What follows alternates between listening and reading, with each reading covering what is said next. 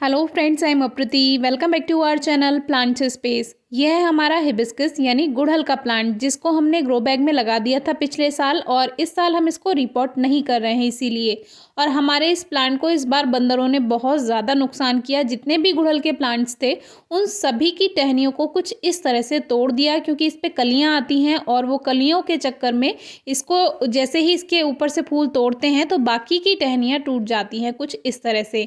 लेकिन हमने इसको ऐसा का ऐसा रहने दिया, क्योंकि अब फरवरी में तो हमें अपने प्लांट्स ठीक करने ही थे।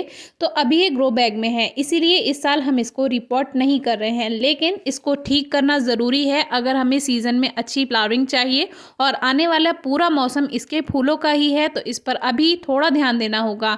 सबसे पहले आप एक काम कीजिए, जो गुड़हल का प्लांट है फरवरी में जो इसमें ये शूट्स आपको दिखाई दे रही हैं, ये शूट्स नहीं है, ये पुरानी छोटी छोटी टहनियाँ हैं। इनको आप हटा दीजिए, क्योंकि पहले मैं इनको रख देती थी ऐसे ही जैसे ये प्लांट पे बनी हुई हैं, और मैं सोचती थी कि इसी में से न्यू शूट्स आएंगी। लेकिन ये प्लांट की ग्रोथ करने में थोड़ा सा प्रॉब्लम लाते हैं, इसीलिए इनको आप हटा दें। अगर आपको हार्ड प्रूनिंग करनी है तो यहाँ से मोटी मोटी टहनियों को आप कट कर दीजिए। और अगर आपको प्लांट की हाइट ज़्यादा रखनी है तो प्लांट का जो एक मेन स्टेम है जो ऊपर की तरफ जा रहा है, जिसकी हाइट ज़्यादा है, उसको आपको सीधा रखना है। बाकी इधर उधर की ब्रांचेस को आपको कट कर देना है। लेकिन हम इसको बहुत ज़्यादा कट नहीं करेंगे, क्योंकि ये जो एक्स्ट्रा ब्रांच जो आ रही है सीधे हाथ पर, यानी राइट हैंड साइड पर जो आपको दिख रही है, यही हम कट करने वाले हैं।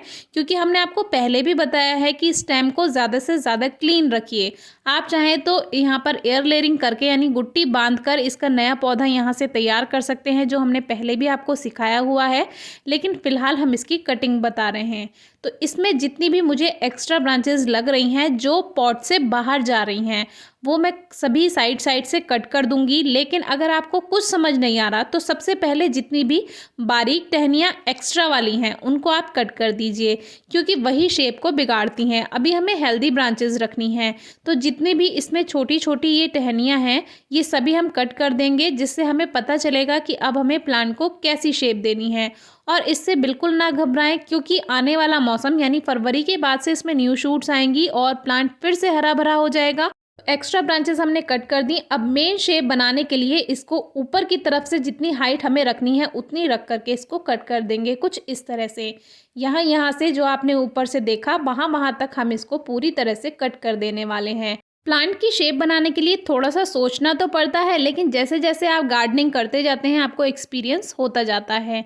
तो अभी मेन शेप हमारी तैयार हो चुकी है। अब जो इसमें बाकी की छोटी छोटी शूट्स रह गई हैं उसको भी हम कट कर देते हैं, जिससे जो न्यू शूट्स आएंगी वो जल्दी आएंगी और हेल्दी आएंगी। इस तरह से पूरा जो स्टेम है, ब्रांचेज है, उनको क्लीन कर दीजिए। एक ब्रांच फिर भी हमें एक्स्ट्रा लगी तो उसको हमने बाद में कट कर दिया। अब इसमें मेन 3-4 ब्रांचेस ही बची हैं, जिनमें से बहुत सारी शूट्स बनेंगी। जो हमें रखनी होगी रखेंगे, जो नहीं रखनी उसको वहीं से ही हटा देंगे। अब बात करते हैं इसके फर्टिलाइज़र की, कैसे ठीक करें। तो कोई बहुत ज़्यादा काम नहीं करना, मिट्टी की गुड़ाई करके खाद मिला दीजिए। लेकिन इसमें ऑलरेडी बहुत सारी मिट्टी है, तो सबसे पहले मिट्टी को थोड़ा बाहर निकाल लेते हैं। और इसमें एक छोटी सी कटिंग हमने आपको लगाकर दिखाई थी एक बार, तो ये वही कटिंग लगी हुई है, तो इसको लगा रहने देंगे। बाकी जितनी भी वीड्स हैं, खरपतवार है, उसको हटा दीजिए।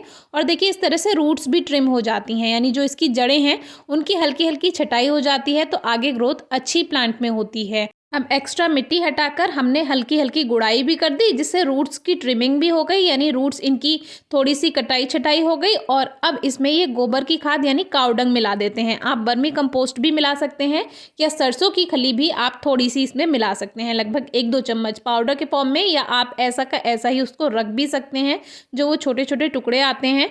अब इसको अच्छे से मिट्टी के साथ मिक्स कर देंगे, जिससे ये अपना काम सही से कर पाएगा। इसमें छोटी कटिंग लगी है, उसको डिस्टर्ब हम नहीं कर रहे हैं। तो इसको अच्छे से मिक्स करने के बाद सेट कर दिया। और ऊपर से जो मिट्टी अभी इसमें से निकाली थी वापस से एक लेयर हम मिट्टी की बना देते हैं, जिससे क्या है खाद सूखेगा नहीं, क्योंकि खाद सूख जाता है तो अपना काम सही से नहीं कर पाता।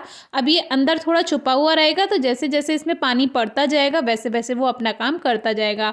तो मिट्टी की लेयर बनाने का यही फ़ायदा होता है ऊपर से।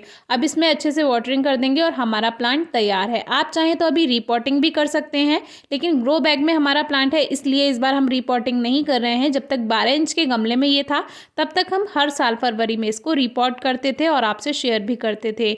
सभी ब्रांचेस एकदम क्लीन हैं और ये काम आपको न्यू शूट्स आने से पहले ही कर लेना है, क्योंकि अभी ही समय है अपने गुड़हल के प्लांट को ठीक करने का।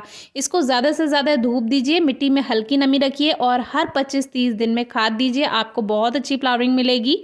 Thank you.